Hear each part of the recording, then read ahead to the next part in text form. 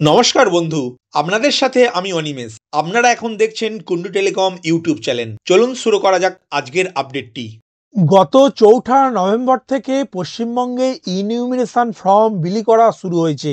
বাড়ি বাড়ি গিয়ে ফর্ম দিয়ে আসছেন বুথ স্তরের আধিকারিকেরা। রাজ্যের ৭,৬৬,৩৭,৫২৯ জন ভোটারের মধ্যে ৭,৬৩,১৬৩ জন ভোটার ইতিমধ্যেই ইনিউমিনেশন ফর্ম পেয়ে গিয়েছেন। ২০০২ সালের ভোটার তালিকা দেখে সেই অনুযায়ী এই ফর্ম পূরণ করতে হচ্ছে।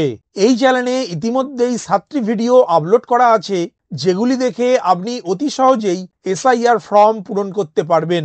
অন্যদিকে বিএলওরা বাড়ি বাড়ি গিয়ে ফিল আপ করা ফর্ম জমা নিতেও শুরু করেছেন। জমা পড়া এসআইআর ফর্মের মধ্যে থেকে ৭৩,১৯,৯২৭টি ইনিউমিনেশন ফর্ম অনলাইনে ডেটা এন্ট্রি বা ডিজিটালাইজেশন করার কাজ সম্পন্ন করেছেন বিএলওরা, যা বিলি করা মোট এসআইআর ফর্মের ৯.৫৫%।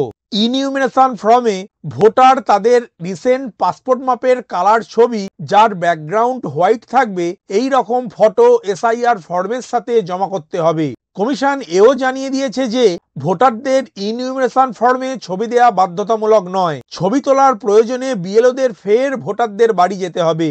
প্রতিটি ভোটারের বাড়িতে গিয়ে বিএলও অ্যাপের মাধ্যমে ভোটারদের ছবি তুলতে হবে বিএলওদের। তবে ইনিউমিনেশন ফর্মে ছবি স্পষ্ট থাকলে নতুন করে ছবি তোলার প্রয়োজন নাও হতে পারে।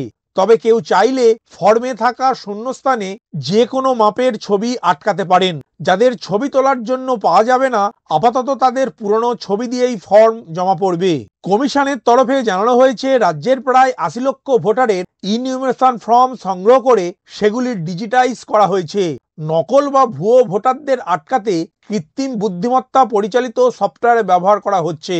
ভোটারদের মুখের ছবির উপর সেটি কাজ করবে।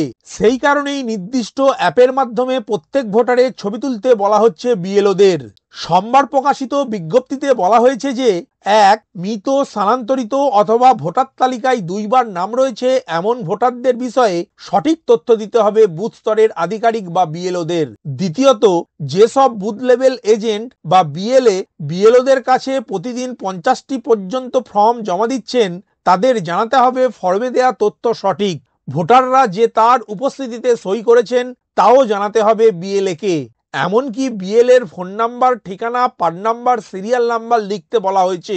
তৃতীয়ত, ইনিউমিনেশন ফর্মের অপব্যবহার করে ভোটার সম্পর্কে ভুল তথ্য দিলে জনপ্রতিনিধিত্ব আইনের ৩১ নম্বর অনুচ্ছেদ অনুসারে সর্বোচ্চ 1 বছর পর্যন্ত জেল বা জরিমানা বা উভয়ই হতে পারে। চতুর্থত, বিএলওরা ফর্মে দেয়া তথ্য যাচাই করে সই করবেন। যদি যাচাই প্রক্রিয়ার পরেও ভুল থেকে যায়, তবে জনপ্রতিনিধিত্ব আইনের ৩২ নম্বর অনুচ্ছেদ অনুসারে বিএলওকে শাস্তি পেতে হবে।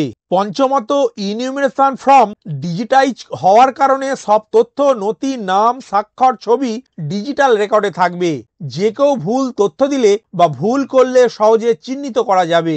ষষ্ঠত, এসআইআর ফর্মে ভুল থাকলে শুধু একটি দাগ টেনে কেটে দিতে বলা হয়েছে। সেক্ষেত্রে একই সারির খালি জায়গায় সঠিক তথ্য লিখতে হবে। সপ্তমত, ২০২৫ সালের ২৮শে অক্টোবর পর্যন্ত ভোটার তালিকায় নাম রয়েছে অথচ এখনো ইনিউমিনেশন ফর্ম পাননি, তাদের টোল ফ্রি নাম্বার অথবা স্ক্রিনে দেখানো ফোন নাম্বারে ফোন করতে বলা হয়েছে। নিজের নাম, বিধানসভা কেন্দ্রের নাম, পার নাম্বার এবং সিরিয়াল নাম্বার লিখে এই নাম্বারে হোয়াটসঅ্যাপও করা যাবে। যোগাযোগ করার ৪৮ ঘন্টার মধ্যে পদক্ষেপ করা হবে বলেই জানিয়েছে কমিশন। ভিডিওটি প্রথম থেকে শেষ পর্যন্ত দেখার জন্য ধন্যবাদ। এই ইনফরমেটিভ আজকের আপডেটটি আপনার বন্ধু ও পরিচিতদের জানাতে বেশি বেশি করে শেয়ার করবেন। আর অবশ্যই কমেন্ট করবেন ভিডিও সম্বন্ধে আপনার কোনো ডাউট বা জিজ্ঞাসা থাকলে, এবং আপনার কোনো মতামত জানাবেন। ভালো থাকবেন, সুস্থ থাকবেন।